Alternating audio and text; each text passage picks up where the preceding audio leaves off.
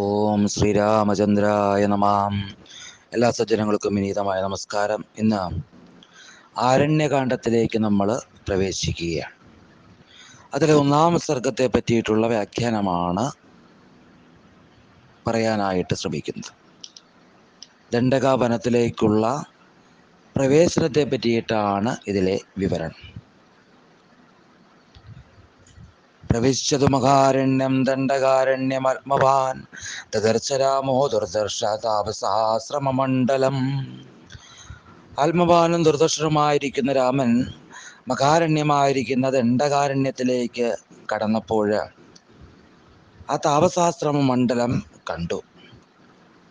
കുശങ്ങളും മരപുരികളും ഒക്കെ എങ്ങും ചിതറിയതും ബ്രഹ്മതേജസ് കൊണ്ട് മൂടപ്പെട്ടതും വാനില തിളങ്ങുന്ന ദുർദർശമായിരിക്കുന്ന സൂര്യബിംബം പോലെ വിളങ്ങുന്നതും പ്രാണികൾക്കെല്ലാം ശരണ്യമായതും മുറ്റം നന്നായി അടിച്ച് വെടിപ്പാക്കിയതും അനേകം മൃഗങ്ങളൊക്കെ നിറഞ്ഞതും പക്ഷിസംഘങ്ങളാലൊക്കെ സമാവൃതവും അപ്സര സ്ത്രീകള് നിത്യവും പൂജിക്കുന്നതും നൃത്തമാടുന്നതും വിസ്തൃതമായിരിക്കുന്ന ഹോമപ്പുരകളും ദൃക്പാണ്ഡങ്ങളും മാന്തോലുകളും കുശങ്ങളും ചമതകളും തണ്ണീർക്കുടങ്ങളും കായ്കനികളും കൊണ്ട് ശോഭിക്കുന്നതും വലിയ കാട്ടുമരങ്ങളൊക്കെ ഉള്ളതും നല്ല മധുരഫലങ്ങളൊക്കെ നിറഞ്ഞതും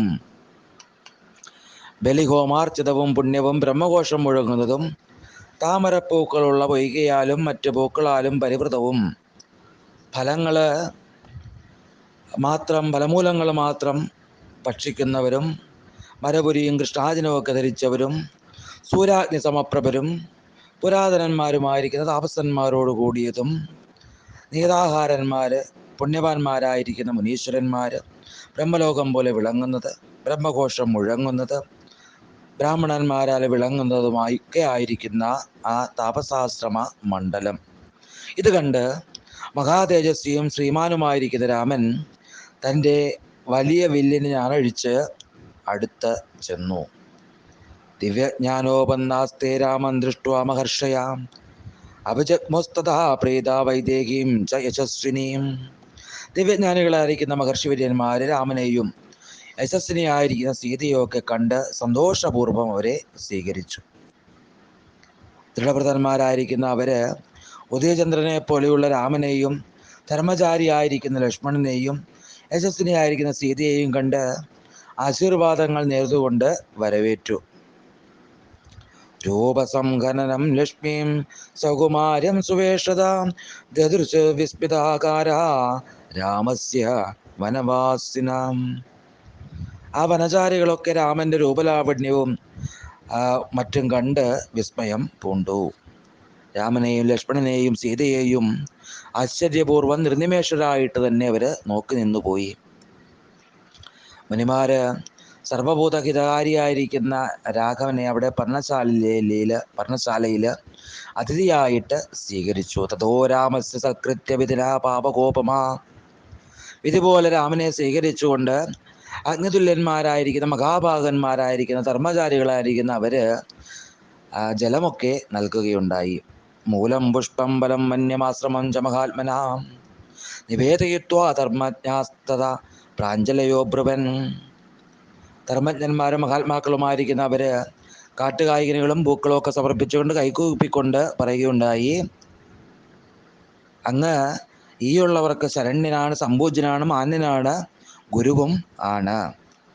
ധർമ്മപാലോ ജനസ്യാ ശരണ്യസ്ത്വം മഹായശാഹ പൂജനീയസ്യ മാന്യസ്യ രാജാദണ്ഡധരോ ഗുരു. ധർമ്മപാലനും മഹായശസ്വിയും ദുഷ്ടദണ്ഡകനും രാജാവുമായിരിക്കുന്ന അങ്ങ് ഈയുള്ളവർക്ക് ശരണ്യനും സമ്പൂജനും മാന്യനും ഗുരുവുമൊക്കെയാണ്. അല്ലയോ രാഘവ, ഇന്ദ്രന്റെ 4 അംശമായിരിക്കുന്ന അരജൻ പ്രജകളെയൊക്കെ രക്ഷിക്കുന്നു. അതിനാൽ ലോക നമസ്കൃതനായിട്ട് വിശിഷ്ട ഭോഗങ്ങൾ അനുഭവിക്കുന്നു. തേ വയം ഭവതാരക്ഷ്യ ഭവത് വിഷയവാസിന.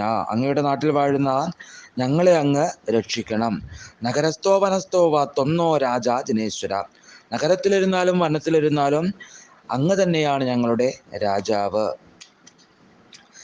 അല്ലയോ രാജാവേ, ദണ്ഡനകർമ്മം വെടിഞ്ഞവരും ജിതേന്ദ്രിയന്മാരും തപോധരന്മാരുമായിരിക്കും ഞങ്ങളെ അങ്ങ് പൂർണ്ണഗർഭത്തെ എന്നതുപോലെ രക്ഷിക്കണം.